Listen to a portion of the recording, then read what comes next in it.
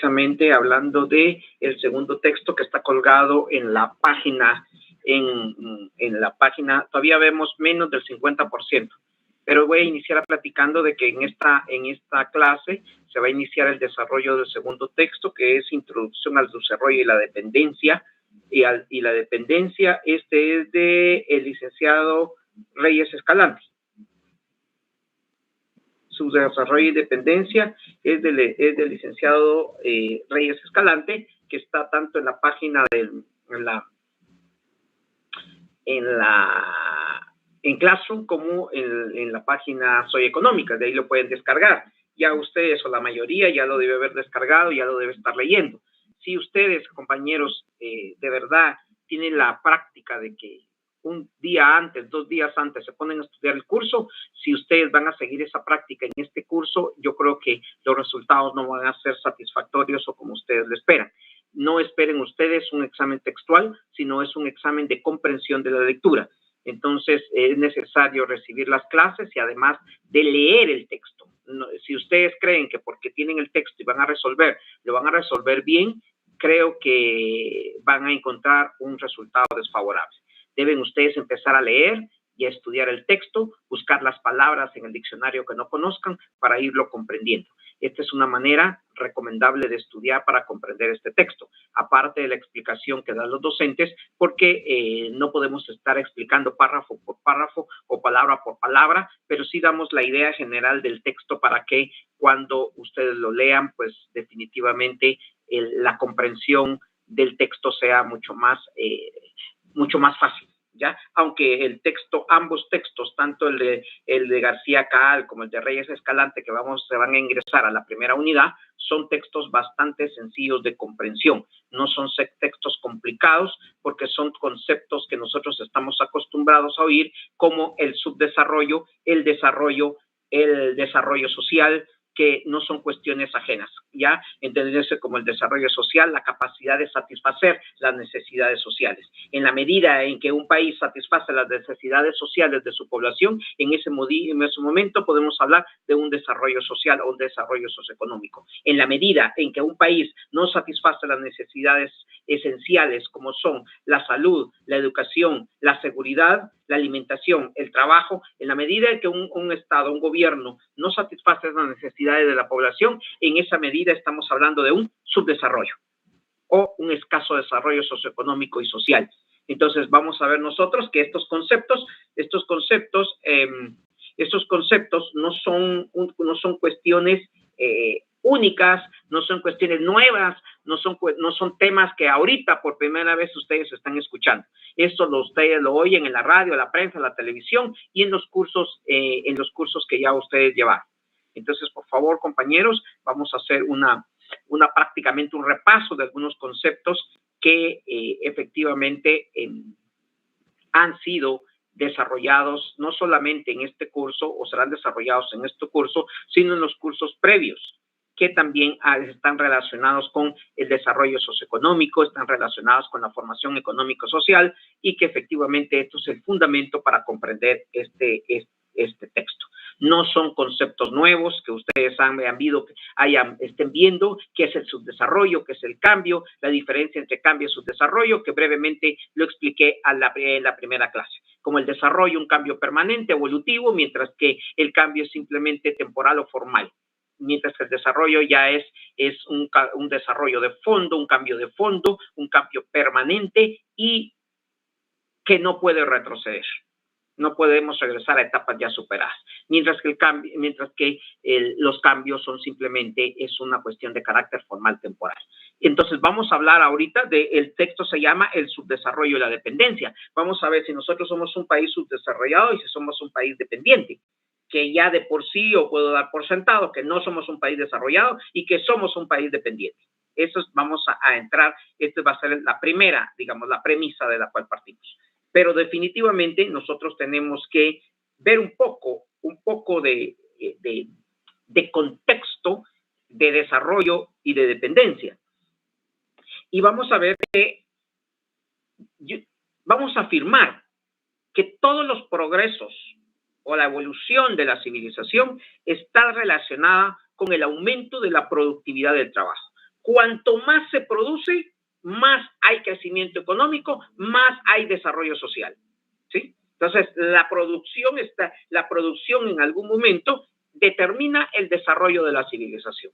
Y entonces nosotros venimos y la primera pregunta que debemos hacer es, ¿cuánto produce Guatemala?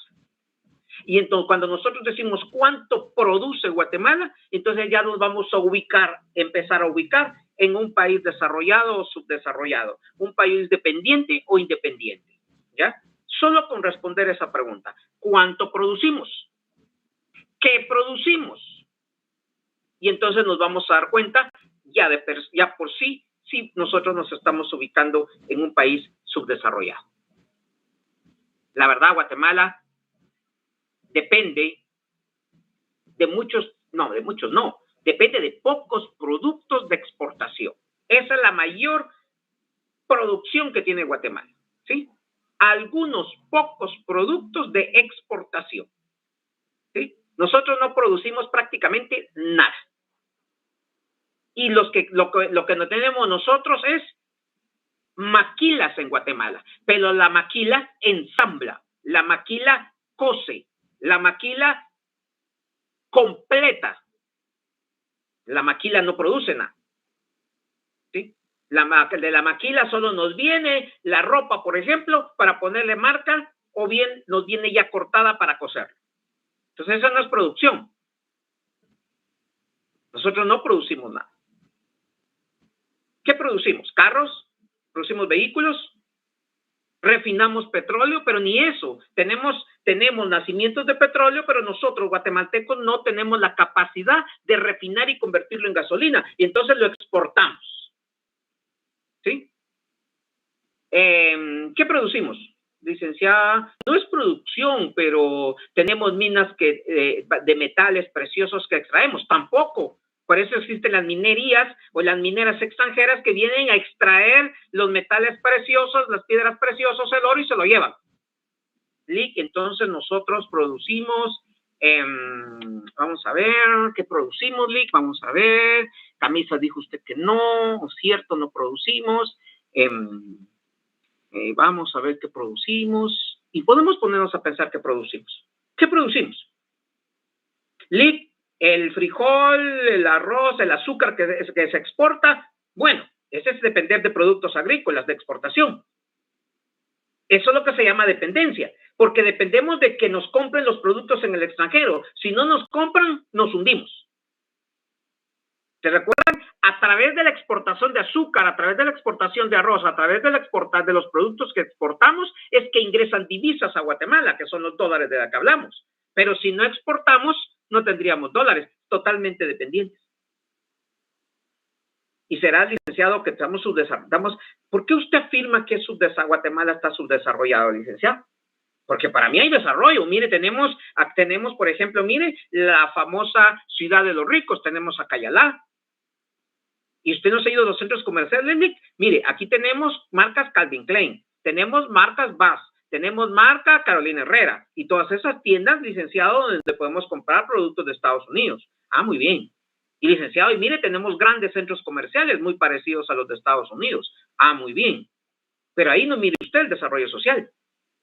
Usted el desarrollo social lo ve en la medida en que las necesidades mínimas, las necesidades sociales son satisfechas. Y entonces yo me debo preguntar, ¿cuáles son las necesidades sociales de la población en Guatemala? Licenciado, vamos a ver. ¿Educación? Claro, necesitamos educación. Bien. ¿Qué otra necesidad social? Salud, licenciado. Ah, bien, perfecto. ¿Qué otra necesidad? Alimentación, licenciado. Ah, muy bien. ¿Sí? Tenemos salud, tenemos educación. También necesitamos seguridad, licenciado, porque mire, asaltos, muertos por todas partes. Muy bien. ¿Esas necesidades sociales están satisfechas? ¿Están siendo satisfechas en su mayoría para poder decir que somos un país desarrollado socialmente o económicamente desarrollado? La respuesta yo creo que no se las tengo que decir. Y resulta que vemos niños muriendo de hambre. Vemos hospitales que no tienen médicos ni medicamentos. Vemos escuelas sin escritorios, sin techos, recibiendo clases los niños en el patio, debajo de un árbol, sin cuadernos. Vemos asaltos y robos por todas partes. Entonces, ¿las necesidades sociales están satisfechas? No. Entonces, ¿de qué me sirven los centros comerciales? Entonces, no estamos hablando de un desarrollo. Entonces, partamos de eso porque vamos a hablar del desarrollo y del subdesarrollo. Pero tenemos que partir de estas premisas fundamentales. Su libro comienza hablando de cómo más o menos en una crisis, la crisis que le llama de 1929, cuando se dio un colapso económico en Estados Unidos, fue digamos, una pérdida absoluta que afectó a nivel latinoamericano. ¿Por qué? Porque resulta que el mercado en los Estados Unidos se cae, de verdad. Por eso le llama una crisis de 1929.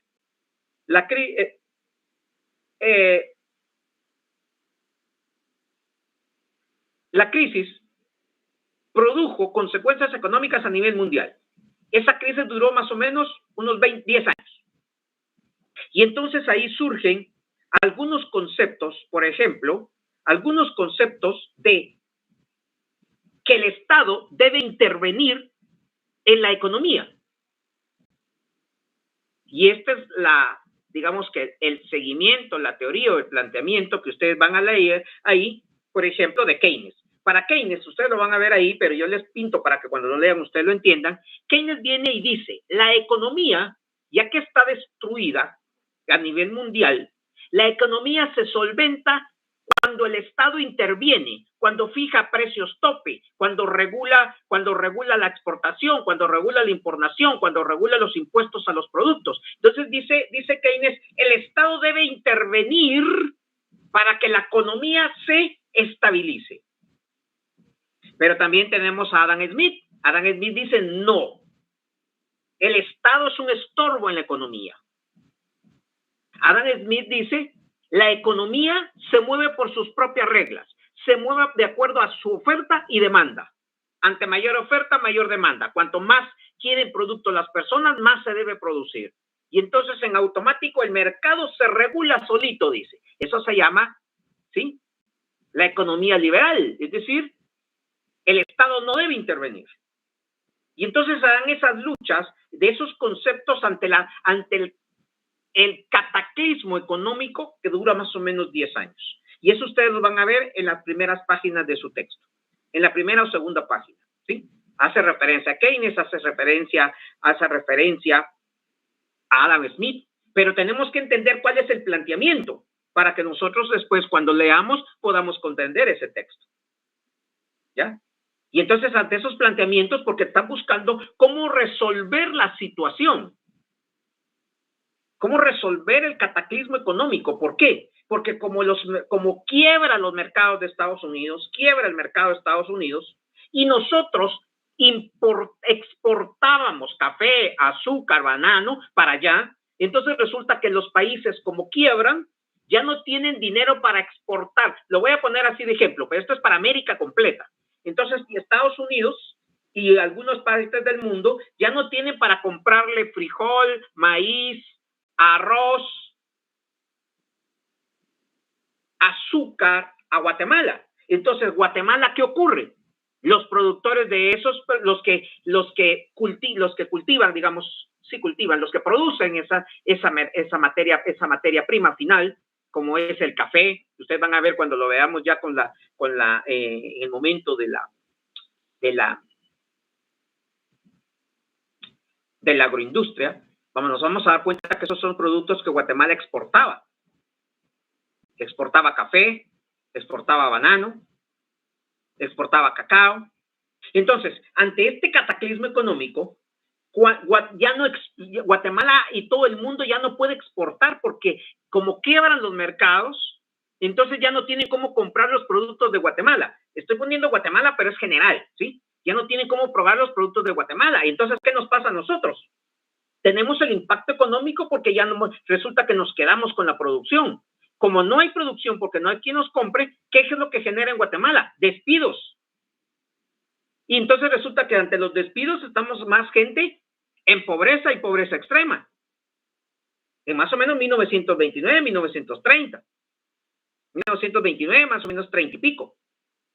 Entonces nos damos cuenta cómo ese impacto de 1929, donde el mercado de Estados Unidos realmente es una quiebra, en donde ya no tienen recursos para comprar y exportar, nos impacta a nosotros porque somos un país que dependemos de las exportaciones y de pocos productos. Y eso ha sido histórico y actualmente todavía se mantiene. Todavía se mantiene, nosotros estamos dependientes de algunos productos agrícolas. Exportamos toneladas de azúcar, exportamos café, exportamos algunos granos. Y de eso es que entran divisas a Guatemala y se pueden mantener las reservas, como estábamos hablando la clase anterior. Pero solamente de eso dependemos, no producimos nada. ¿Qué pasa si Estados Unidos y un par de países nos dejan de comprar esos productos? Perdone, pero la economía en Guatemala sería una caída catastrófica para Guatemala. Tendrían que despedir a mucha gente. Entonces aumenta la pobreza y pobreza extrema. Eso se llama dependencia. Eso se llama subdesarrollo. Vemos en 1929 cómo esto impacta a nivel mundial. Y entonces empieza a figurar los conceptos de subdesarrollo. Entonces empiezan a aparecer los conceptos de desarrollo y subdesarrollo. Pero a partir de estos conceptos. Más o menos en 1930 y pico, la economía del mundo se empieza a recuperar. ¿Pero por qué se empieza a recuperar? Se empieza a recuperar porque se empiezan los preparativos para la Segunda Guerra Mundial. ¿Y por qué se recupera? Porque entonces existen grandes producciones de armas y eso aumenta la economía. ¿Por qué? Porque entonces ya se contrata gente para que construya, para que haga, para que elabore armas, municiones, balas. Y entonces se da mucho de la explotación infantil porque resulta que utilizan a muchos niños para llenar de pólvora las balas. Entonces empieza a levantarse la economía, pero no se empieza a levantar la economía de producción maíz, frijol, arroz o alimentos. Se empieza a levantar la economía por la producción de armas bélicas, de armas para la Segunda Guerra Mundial. Y entonces se empiezan a agarrar, se empiezan a crear todas esas armas y entonces la economía empieza a mejorar, pero por esa situación. Entonces tienen que exportar metales, tienen que exportar pólvora. Entonces se activa la economía, pero para una Segunda Guerra Mundial. Segunda Guerra Mundial que deja en crisis económica a Europa nuevamente. ¿Ves cómo la humanidad ha sido un producto y un vaivén en la economía, pero también producto de la Primera y Segunda Guerra Mundial? Y eso ha ubicado la economía en esta manera, ¿sí? Y entonces en esos espacios se empieza a hablar del desarrollo y subdesarrollo. Ya se empieza a prestar atención a lo que podría ser el desarrollo y el subdesarrollo. Ya se empieza a considerar los países industrializados o los países no industrializados como países que están atrasados o rezagados. ¿Sí?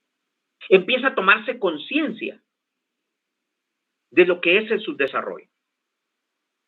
Y entonces empieza a elaborarse el concepto, o se tiene que elaborar el concepto de qué debe entenderse por un país subdesarrollado.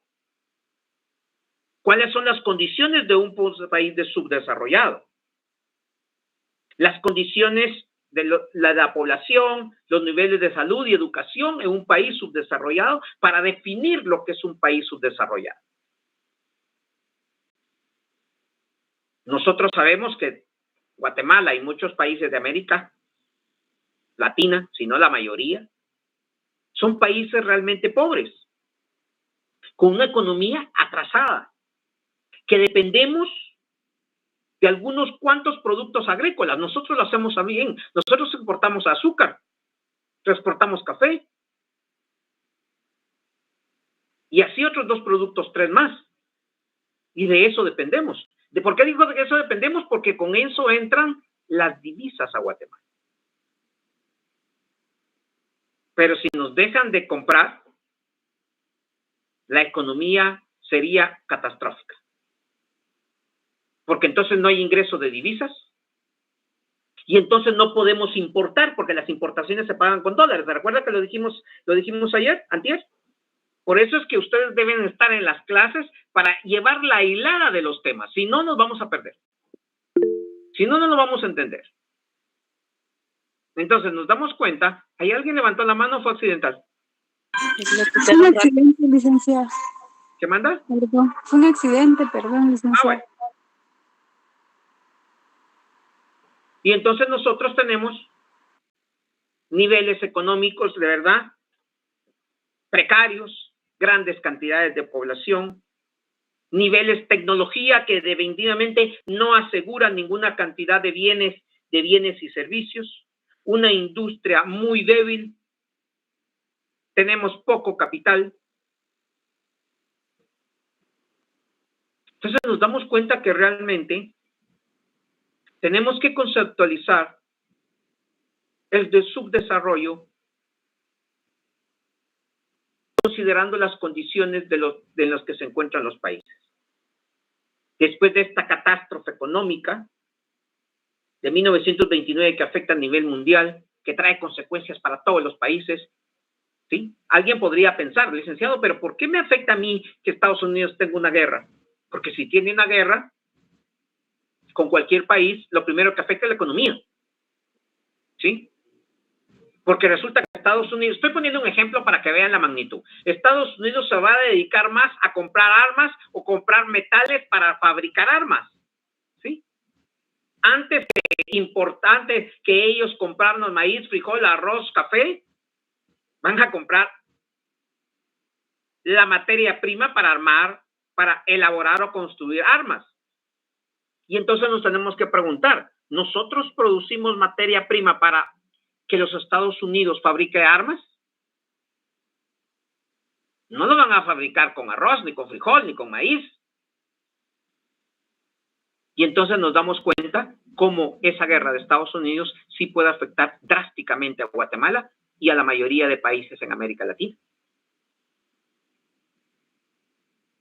No porque el licenciado les vendemos todos nuestros materiales, nosotros tenemos zinc, nosotros tenemos hierro, acero, sí, pero resulta que nosotros no, para eso están las mineras, porque Guatemala, el estado de Guatemala, oiga bien, no tiene la tecnología, no tiene la industria, no tiene ese nivel tecnológico para explotar nuestras minas y extraer los metales.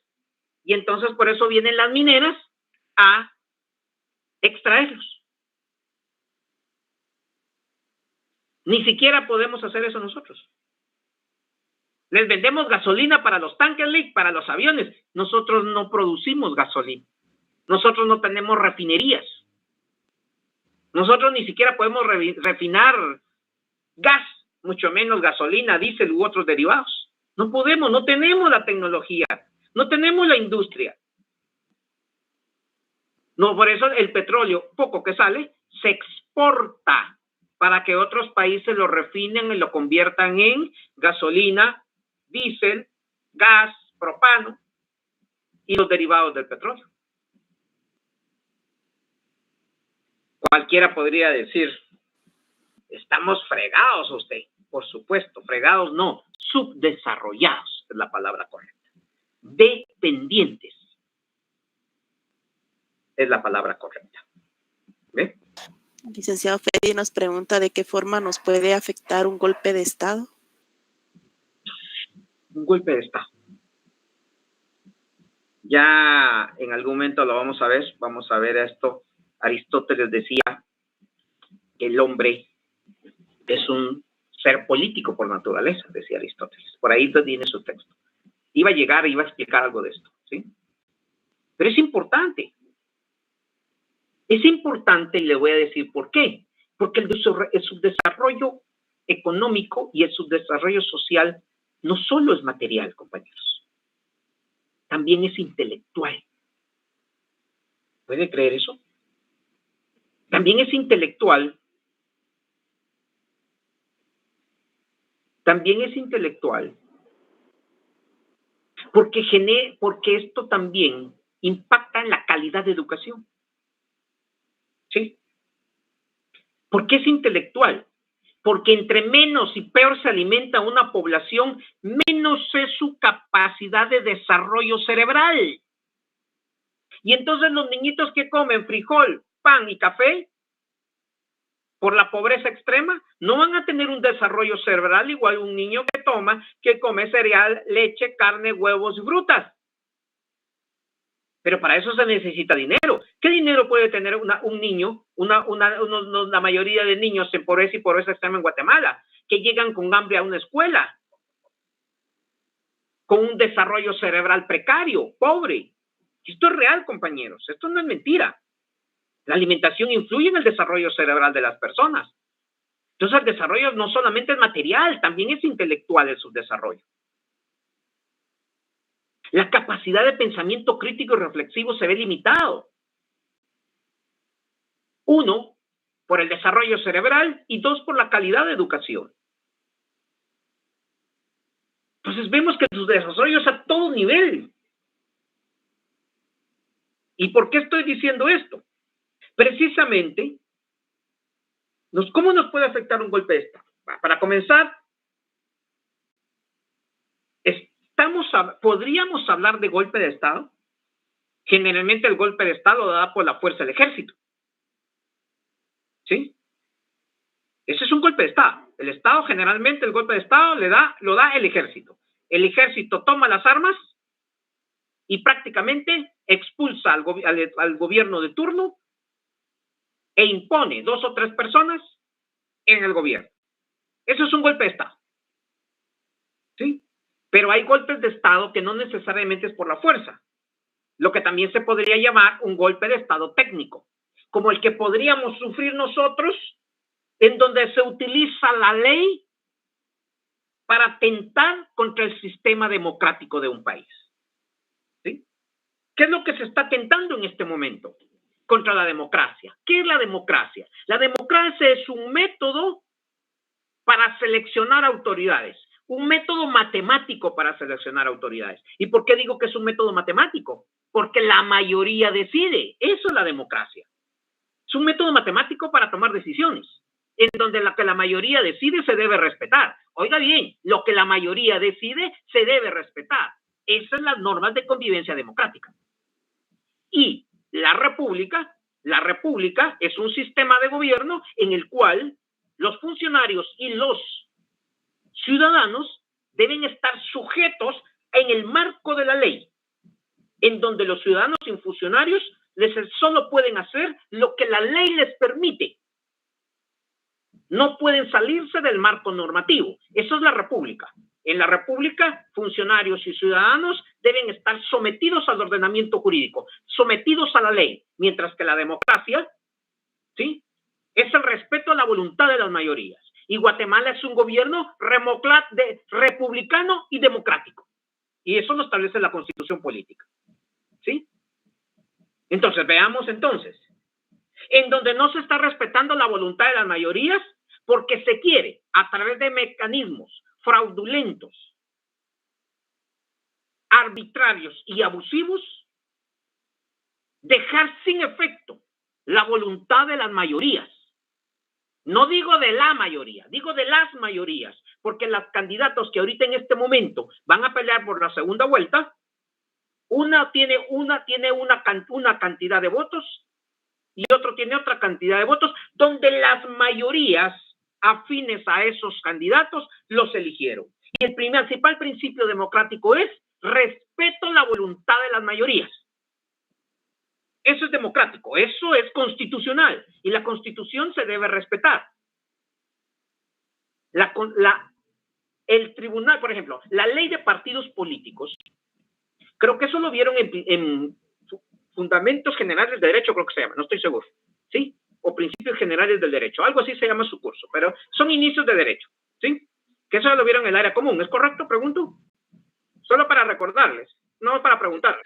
¿Ya vieron ese curso? Sí, licenciado. Sí, licenciado. Sí, licenciado. Va, entonces ahí, ¿qué aprendieron ustedes? Que el ordenamiento jurídico es una pirámide y que arriba de la pirámide, en la puntita de la pirámide, en la cúspide de la pirámide, existe una norma que se llama Constitución y todas las que están hacia abajo deben estar sometidas a la Constitución, no la pueden contrariar, no pueden regular más allá, ¿sí? Vea esto. no pueden contrariarla, no pueden regular más allá, ¿ok? La ley de partidos políticos también está en la cúspide, en la puntito de la pirámide, hasta arriba. Por lo tanto, ninguna norma puede contrariar lo que la ley de partidos políticos dice, ¿sí? Muy bien, ya voy, Sandra, solo voy aquí a terminar con esta parte para no trimpar la hilada y la tienda.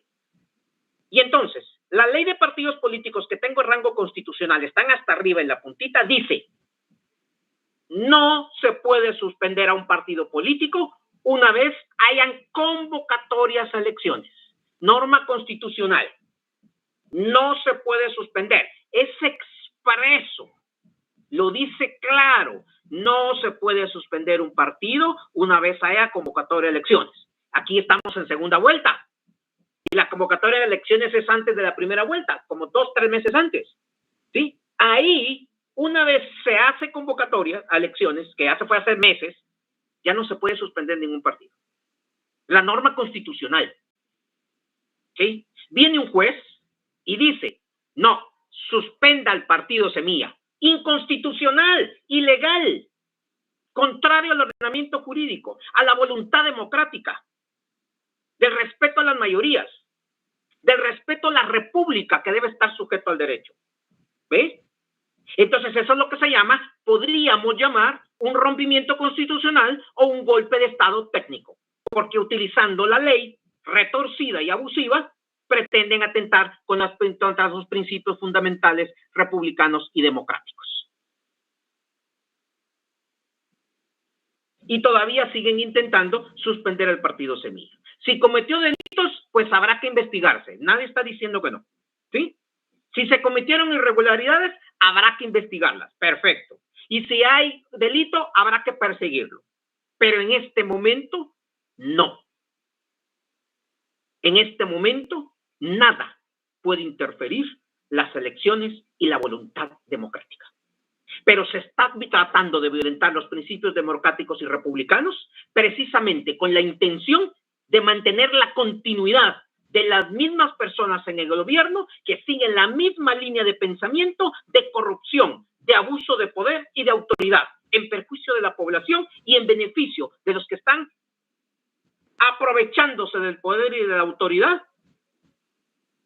para obtener beneficios personales, para obtener impunidad, falta de castigo. Imagínese usted, yo cometo un delito, pero me va a investigar, pero resulta que quien me investiga es mi hermana y quien me juzga es mi tío. ¿Va a ser imparcial ese proceso? No. Si mi hermana es uno y mi tío el otro, ¿va a ser imparcial o me van a intentar beneficiar? Me van a intentar beneficiar. Entonces, esto es lo que ocurre. Autoridades impuestas para satisfacer intereses particulares.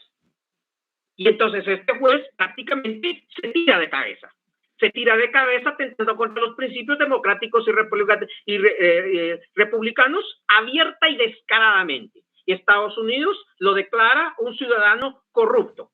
Hoy en una lista de 10 que se llama la lista de Engels, en donde Estados Unidos sanciona a los ciudadanos antidemocráticos y corruptos. Y el juez está incluido entre ellos. ¿Por qué? No se necesita más pruebas que ver su resolución. No se necesitan más pruebas que ver la Constitución, compañeros. Entonces es evidente que lo que buscan es la continuidad. Y de darse este rompimiento constitucional o golpe de estado técnico, lo primero que va a pasar es la economía se va a afectar, porque ningún industrial de respeto va a venir a Guatemala a invertir en Guatemala, porque en Guatemala no se respeta el derecho y entonces no van a negociar. ¿Sabe cómo es eso? Es como que imagínense usted que mi vecino, imaginemos que mi vecino, fíjese que dicen que mi vecino es secuestrador, además dice que extorsiona y que en la noche sale a robar. ¿Usted va a ir a la casa de su vecino si lo invitan a cenar? Usted dice, no hombre, aquí cuando de repente le cae la policía adentro van a decir que yo soy parte del grupo que extorsiona. soy parte del grupo que chantajea, soy parte del grupo que roba. Entonces, que ni me miren junto a él.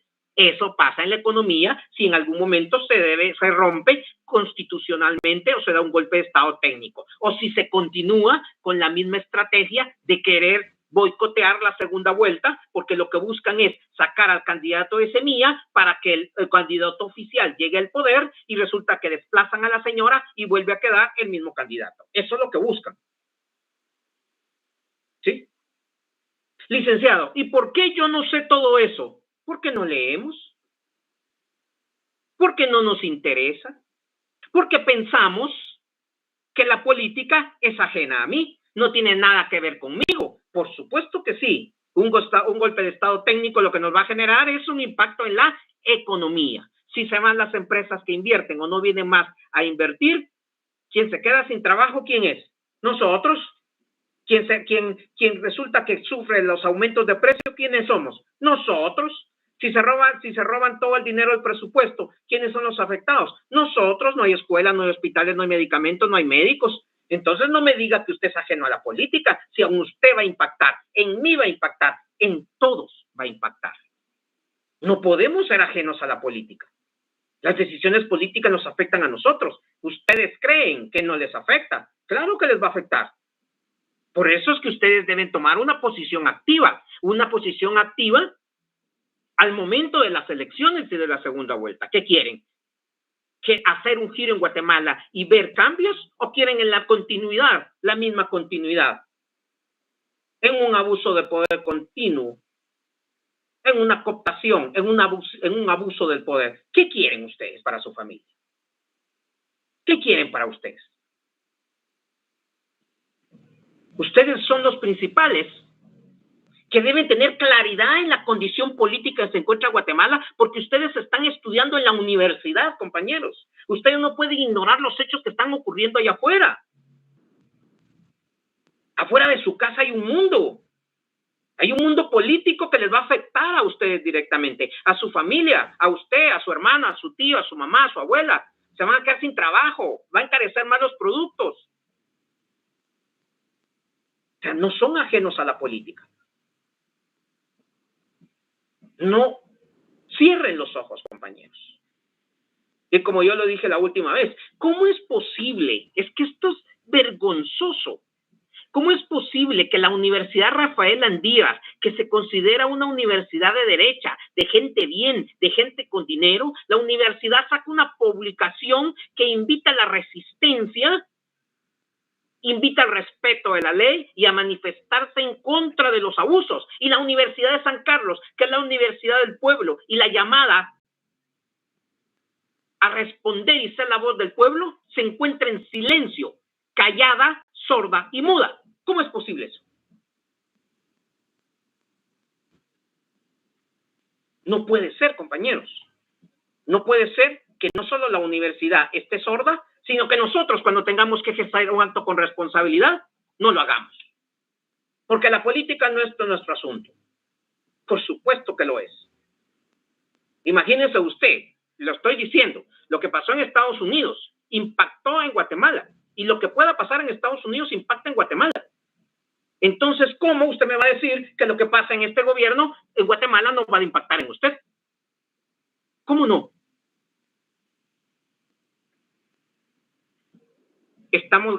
Tenemos un poco de claridad de qué forma puede afectar un golpe de Estado.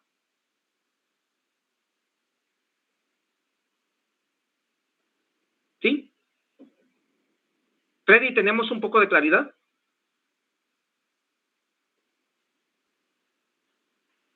Freddy preguntó y se salió de la clase. No, aquí estoy listo, que no podía activar el micrófono. Licenciado, perdón, licenciado, fue Sandra Tucker que levantó la mano, pero la bajó, no sé si está. Y ahorita Carmen, por favor, abran el micrófono, sin pena, no tengan pena, vamos, quiero ir. Accidentalmente. Carmen Lucía. Sí, así es. Y Sandra Tucker, licenciada, ella levantó la mano, pero no sé si desea hablar. Buenas tardes, no, yo preguntando eso de de la presidencia, pero ya ya me explicó y me quedó claro. Gracias. Carmen Lucía.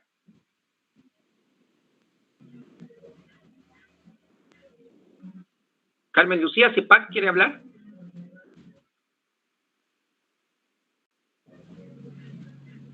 Fue accidentalmente, la que se me marcó en la manita. Ok. ¿Sí? A mí sí me gustaría, de verdad, no es forzoso en ninguna naturaleza, pero sí me gustaría oír un par de compañeros, ¿sí? De qué piensan después de lo que escucharon. Si tienen más clara la situación política que estamos atravesando y que no es ajena a nosotros. ¿Lo tendrán un poquito más claro? Por lo menos dígame si lo tengo más claro, por lo menos alguno que se atreva.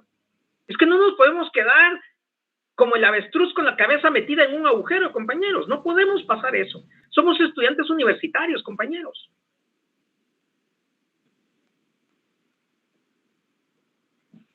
Sí, licenciado, buenas tardes. Explicación. Nos quedó bastante claro. La verdad que es increíble el nivel de descaro que llegan algunas personas del gobierno para hacer ese tipo de situaciones. Pero muy agradecido, Lick, por sus palabras, que sí, a mí sí me quedó bastante claro. Muchas gracias. Esther. Buenas tardes, licenciado. Como usted estaba explicando, ¿verdad? A mí realmente pues no me queda claro qué pasaría si hubiera un golpe de Estado. Sí quisiera que me explicara un poquito sobre ese tema. Si hubiera un golpe de Estado porque el ejército lo diera, primero hay un rompimiento constitucional porque ante un golpe de Estado, ¿qué significa? Un golpe de Estado significa quitar de forma abrupta y con violencia a las personas que se encuentran desempeñando el gobierno en este momento, presidente, vicepresidente, quizá magistrados de la Corte Constitucionalidad, qué sé yo. Eso significa un golpe de Estado, quitar por la fuerza a las autoridades. Ante quitar a la fuerza por las autoridades, un golpe de Estado que ya no es tan, digamos que es una acción que a nivel internacional no se ve bien. Generaría los mismos efectos en la economía que genera el golpe de Estado técnico que podríamos ser. Nosotros sufriríamos grandemente con un golpe de Estado en la economía, principalmente ahí. Y cuando nos afecta la economía, nos afecta a todos. Porque el golpe de Estado es un rompimiento constitucional, es quitar a las autoridades, al presidente, al vicepresidente o al Congreso por la fuerza y poner autoridades sin respetar los procedimientos legales, como ya ocurrió en 1982, si no me equivoco, con Ríos Montt. ¿Ya? Es un rompimiento constitucional en donde la economía es lo primero que ocurre. ¿Por qué? Porque con el golpe de Estado se pierde seguridad jurídica y se pierde seguridad en todo sentido. Entonces, lo primero que hacen las empresas las empresas internacionales es no invertir en Guatemala. Inclusive, algunas se irían de Guatemala, ¿sí? Porque un golpe de Estado ya no es una cuestión bien vista a nivel internacional. Nos colocaría en una posición de cavernícolas ante la comunidad internacional, ¿sí? Es casi como que un golpe de Estado, es como que yo venga y le agarre a mordidas a usted. ¿Cómo se ve? Una actitud salvaje, una actitud reprochable, una actitud digna, de verdad, salvaje. Así nos vería la comunidad internacional ante un rompimiento constitucional. ¿Por qué? Porque resulta que somos un Estado y la mayoría son estados republicanos y democráticos. Eso es acorde a la civilización. Un golpe de Estado es contrario a la civilización y al desarrollo de la sociedad en la cual nos encontramos, ¿sí? Entonces, sí tendríamos consecuencias graves. ¿Puede ocurrir? Es posible de repente, no lo sé, no lo creo. No lo creo, porque estamos en elecciones en donde estamos a punto de votar por segunda vuelta, pero ante acciones desesperadas del gobierno de continuar en la impunidad, no descarto yo que pueda ocurrir una cosa así. No descarto y tampoco afirmo. ¿ya? No digo que no puede ocurrir, pero tampoco digo si va a ocurrir. Es imposible, pero las consecuencias serían nefastas para la economía, en donde sufriríamos económicamente todos.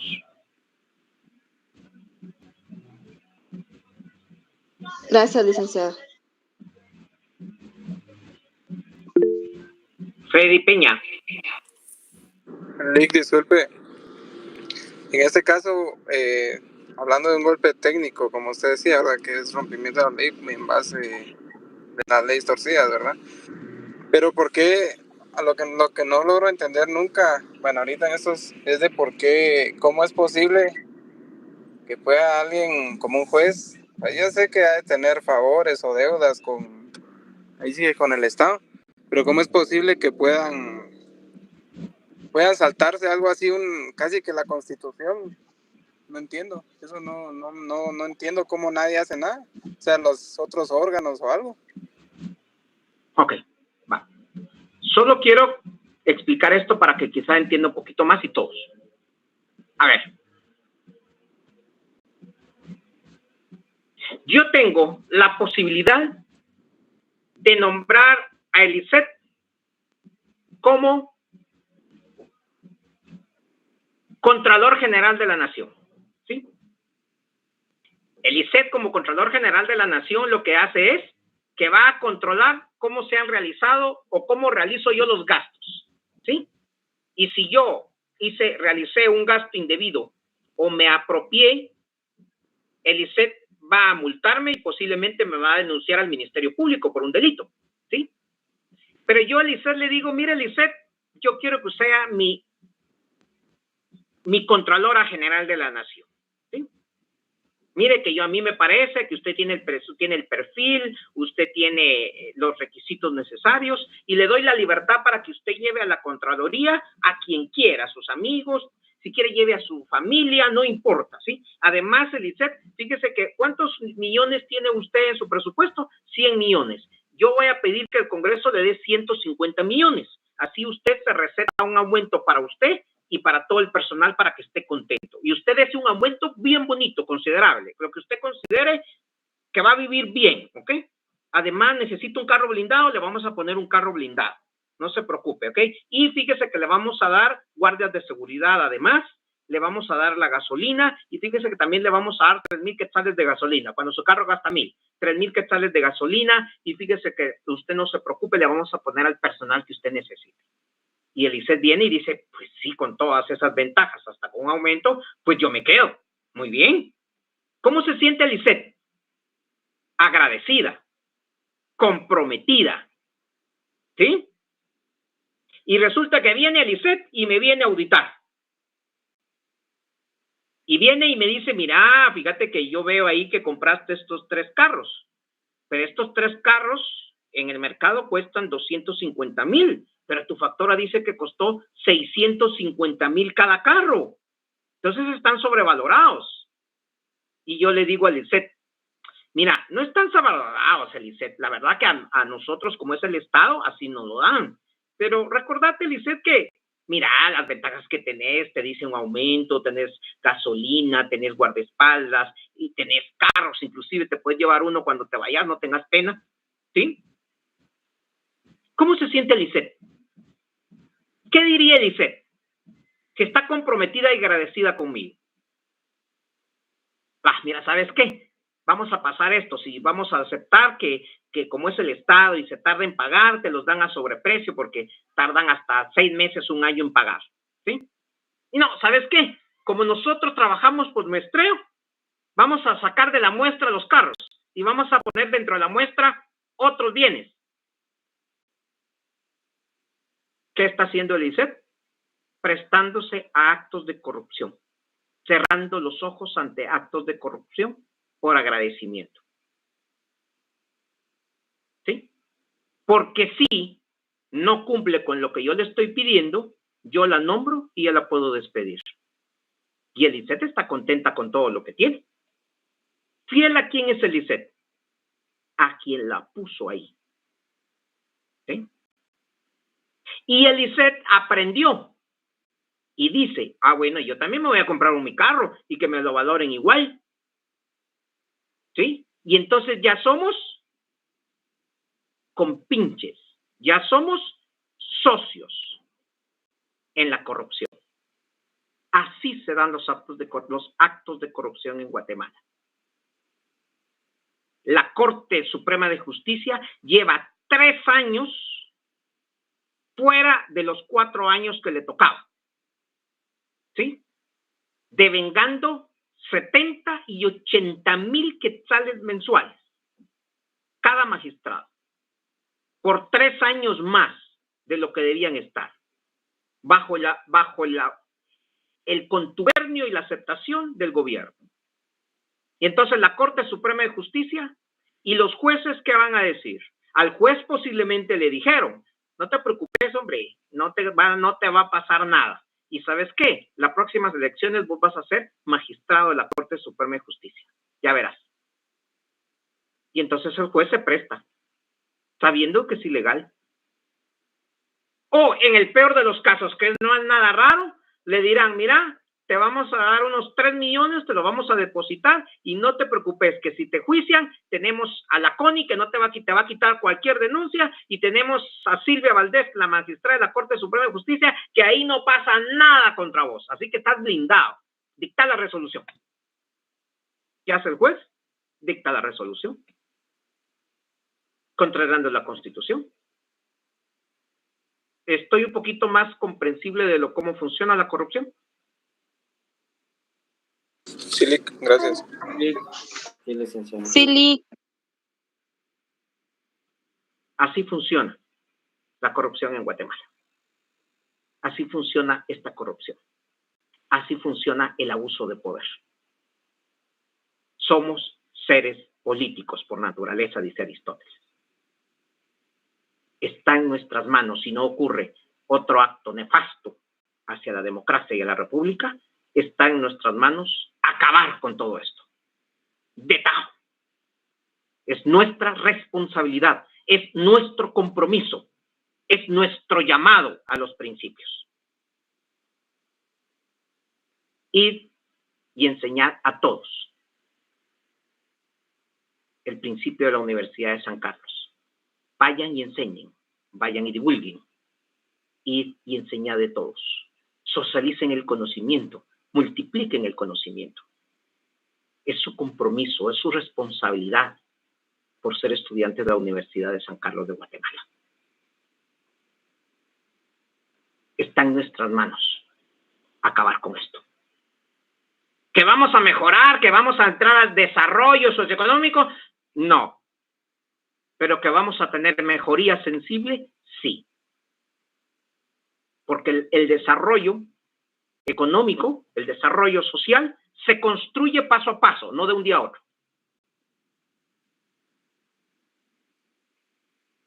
Entonces, compañeros, id y enseñad a todos. Damos un receso y somos un país subdesarrollado y entonces nosotros tenemos que, entonces sugiere su libro y dice, para estudiar el subdesarrollo tenemos que partir de qué es el desarrollo para comprender qué es el subdesarrollo.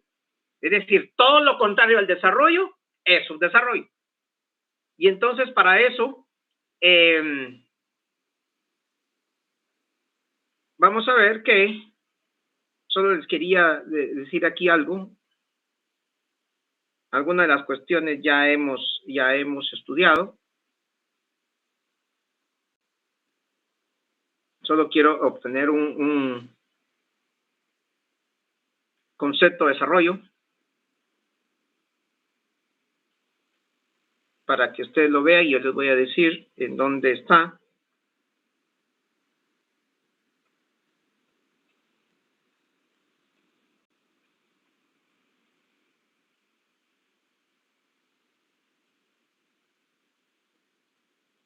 Vamos a ver, ya vimos algunos conceptos de desarrollo, ¿sí?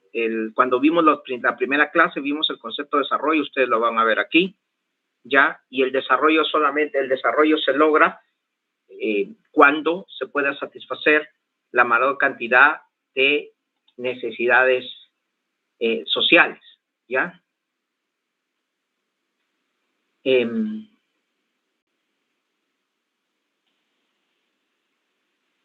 Ahorita lo voy a decir.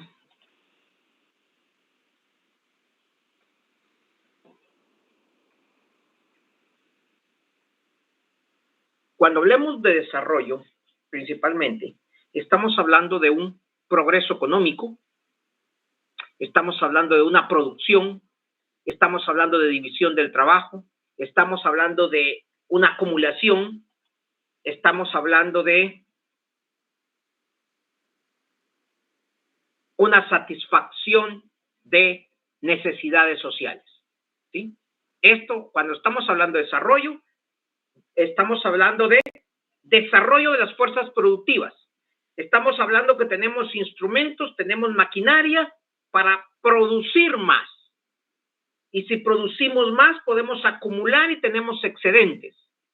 Si se desarrolla, disminuye la pobreza. Si se desarrolla, en el desarrollo, se satisfacen las necesidades sociales porque hay más riqueza social y hay un mejoramiento del nivel de vida de la población porque se satisfacen las necesidades sociales.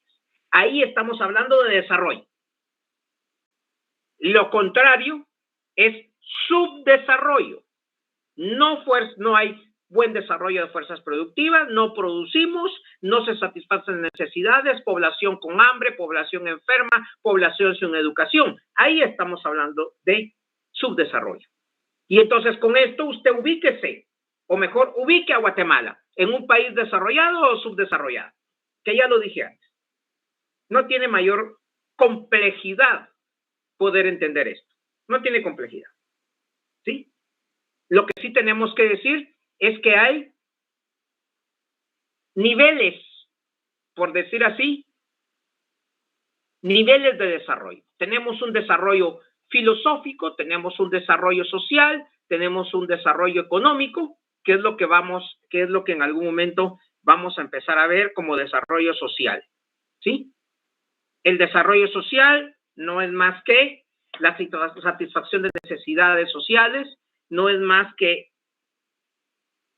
la cantidad de producción, es la forma de distribución de los productos, es el desarrollo de las fuerzas productivas, tenemos tecnología, tenemos herramienta, tenemos conocimiento técnico, a eso se refiere el desarrollo social. ¿Sí? La producción es el fundamento, la base de la civilización. La producción de materias primas, la producción de productos finales. ¿Sí? Eso marca el nivel de desarrollo de civilización. Y entonces venimos y nos preguntamos nuevamente, ¿qué produce Guatemala? Y entonces vamos a ver nosotros cuán desarrollados o cuán desarrollados o cuánto desarrollo en la civilización tenemos. La forma en que se ubican los medios y se distribuye la riqueza. Cuando hay más distribución de riqueza, estamos hablando de desarrollo social. Cuando se disminuye la pobreza, cuando la mayor cantidad de personas tiene acceso a educación superior, estamos hablando de desarrollo. Cuando disminuye la gente de niños desnutridos y niños que mueren de hambre, estamos hablando de desarrollo social. Entonces nos damos cuenta si nosotros tenemos un desarrollo social. Podemos hablar de desarrollo, un desarrollo filosófico cuando estamos hablando, a través del desarrollo filosófico, por ejemplo, que está en su texto, a través de desarrollo filosófico, nosotros lo que vemos en ese desarrollo, por ejemplo, el desarrollo filosófico es el hecho de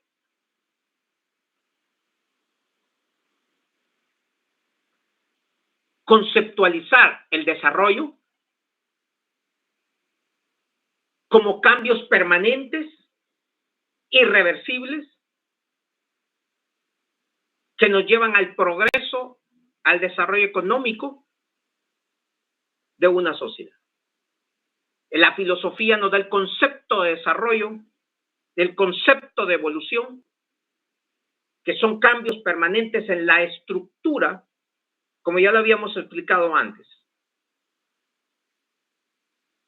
Y entonces nosotros podemos decir, nosotros tendremos que responder si somos una sociedad, tenemos un desarrollo social. En automático, la respuesta cae sin necesidad que ustedes me lo digan. Estoy casi seguro que la mayoría dirá, no, licenciado. Nosotros socialmente estamos subdesarrollados. ¿Cierto? Licenciado, somos un país dependiente, ¿cierto? Edith Orellana.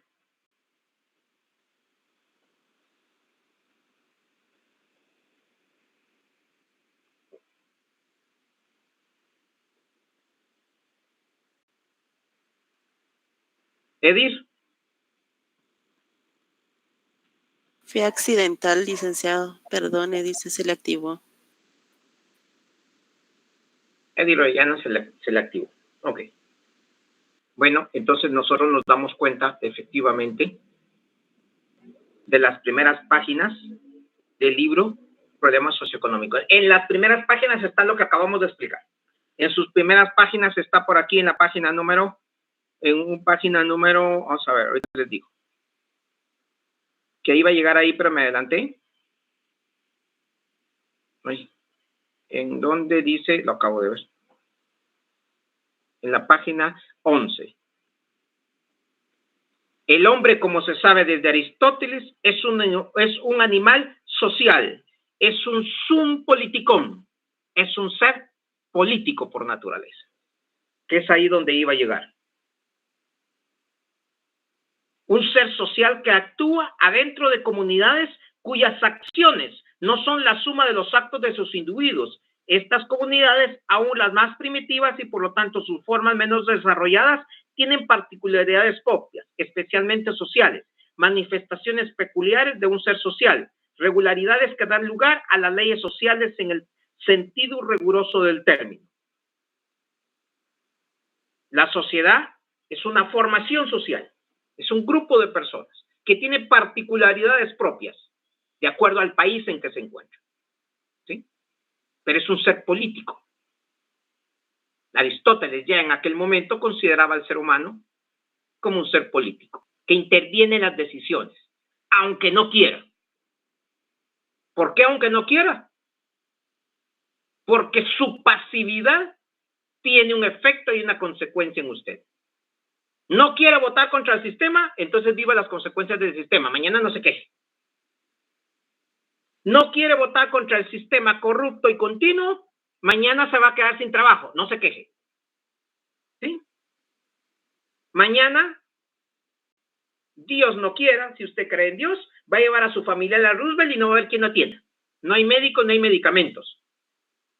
Pero sin embargo usted me dice, sí, pero yo no soy político, licenciado. Yo igual seguiré trabajando, quede quien quede. Y cuando se enferme, ¿no va a ver usted las consecuencias de la corrupción?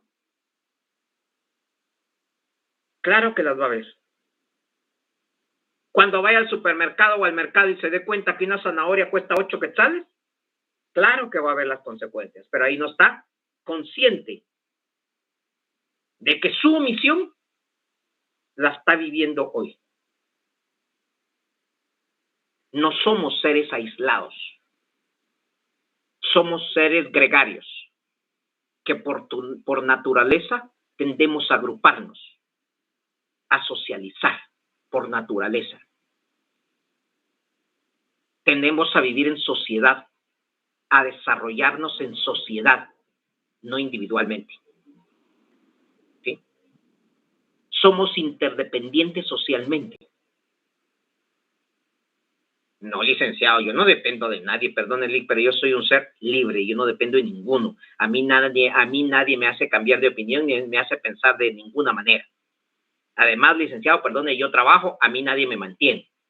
Muy bien. ¿Y la ropa que tiene puesta, dónde la compró?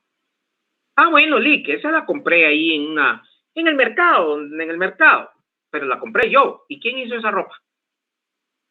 ¿No la hizo otra persona? Ah, bueno, eso sí es cierto, Lick. Eso también es cierto.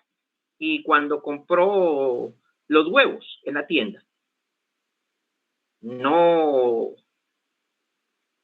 los llevó ahí otra persona? Ah, bueno, eso también, Lick. Eso también es cierto. Entonces, y así podemos empezar a hacer la cadena. Somos interdependientes.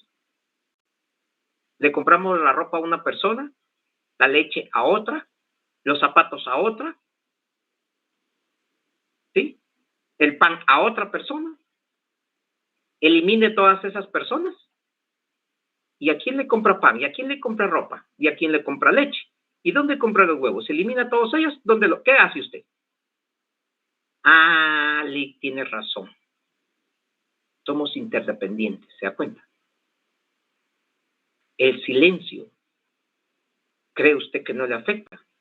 Por supuesto, usted es el principal afectado. Sí, pero mire, yo voy a votar por los de siempre. Vote por los de siempre, mañana no se queje. ¿Sí? Las decisiones nuestras tienen consecuencias. Votar o no votar. Quedarme callado o hablar, tiene consecuencias. No creamos que somos aislados y que no tenemos que ver nada ni ninguna relación con el otro. Estos son los problemas socioeconómicos de Guatemala. Este es un curso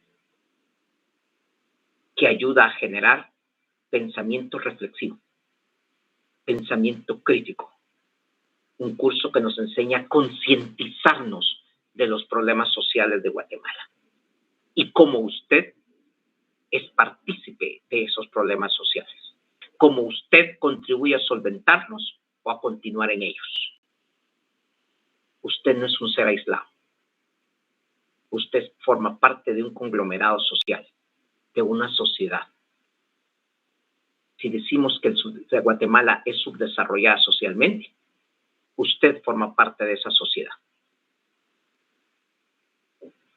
Usted es un miembro más. Entonces, no nos sustraigamos de los problemas. Contribuyamos a solventarlos. Y hoy tenemos la oportunidad de ver un cambio, la oportunidad de dar el primer paso para acabar con este sistema de corrupción, de abuso de poder y de autoridad. Esto no es convencerlos, esto es ubicarlos en la realidad económico-social de Guatemala y concientizarnos de los problemas sociales, económicos y políticos que estamos atravesando.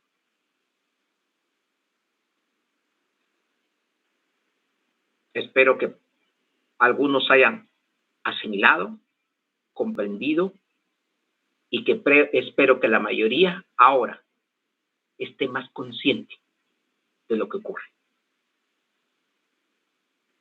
Y que seamos valientes para ejercer nuestro voto. No ignoremos eso. Si tenemos espacio y tiempo para hacer una u otra cosa, dediquemos espacio de 1 hora, quizá 2, para ir a depositar un voto en beneficio de la sociedad guatemalteca y en beneficio de nosotros mismos. Vale la pena. No le va a quitar la vida, pero le puede solucionar muchos problemas. Así que, compañeros,